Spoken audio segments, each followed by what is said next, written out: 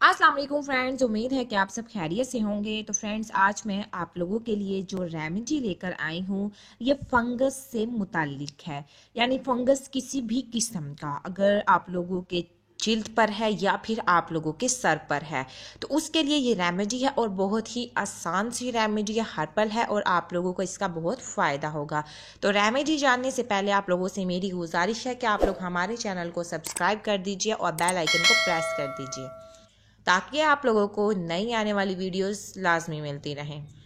तो फंगस जो है वो ज़्यादातर खून की ख़राबी की वजह से होता है या बैक्टीरिया की ज़्यादती की वजह से होता है।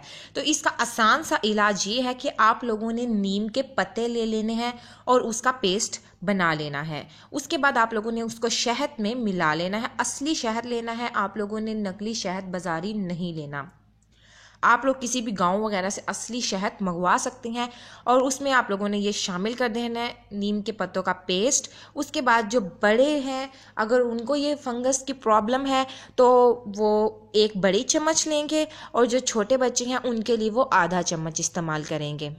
हर्बल रेमेडीज़ है, इनको आगे लाजमी शेयर किया करें ताकि दूसरों का फ़ायदा हो और वीडियो को लाइक एंड शेयर लाजमी किया करें। Thank you for watching my video.